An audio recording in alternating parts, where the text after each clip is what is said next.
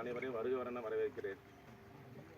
இன்று ஒரு மகிழ்ச்சியான நாளாக இந்த இடத்துல பார்த்தீங்கன்னா ஒரு அடர்ந்த நீர்க்கரை உடகா இருந்துச்சு.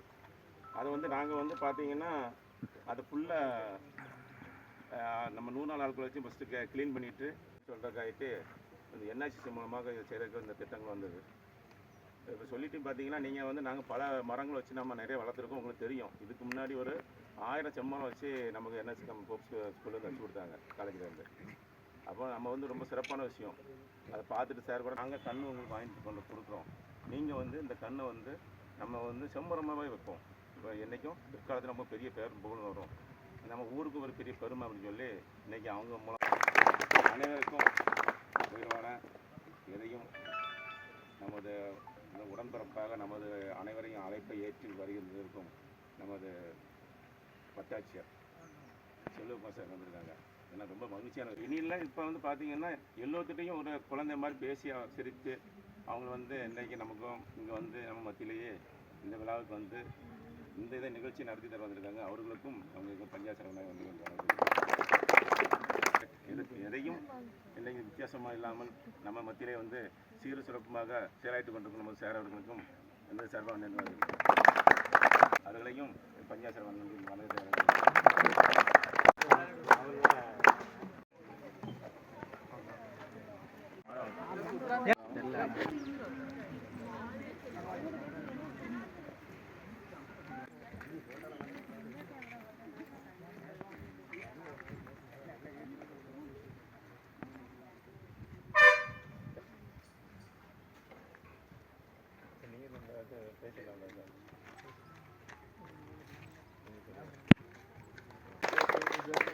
அப்புறம் விவோ sir, Francis sir, principal ma'am அவர்களையும் வருக அன்புடன் வரவேற்கிறேன். 8 நாளாக இங்கே என்எஸ்எஸ் கேம்ப் போட்டிருந்தோம். இது குளத்துக்குள்ள ஒரு 5 நாளாக ஃபுல்லாக வேலை பார்த்தோம். முந்தி இந்த குளமே தெரியாமல் இருந்துச்சு, ஃபுல்லாக முள்ளாக இருந்துச்சு.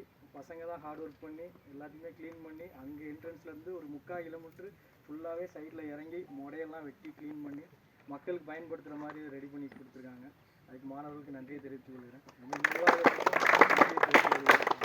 பிரசிடென்ட் சாரும் ஃபுல் சப்போர்ட் எங்களுக்கு இந்த வாய்ப்பை கொடுத்து இந்த குளத்தை ரெடி பண்ணுறதுக்கு. ஏன்னா ரொம்ப வருஷமாக இதில் குளம் இருக்குன்ட்டு யாருக்குமே தெரியல. நானும் நிறைய டைம் ரோட்டில் வந்திருக்கேன். இங்கேயும் போக முடியாது, இந்த சைடும் போக முடியாது. 2 சைடுமே செடியாக இருந்துச்சு. எல்லாம் மாணவர்களால் இதை ரெடி பண்ண வாய்ப்பு கொடுத்ததுக்கு நன்றி தெரிவித்துக் கொள்கிறேன்.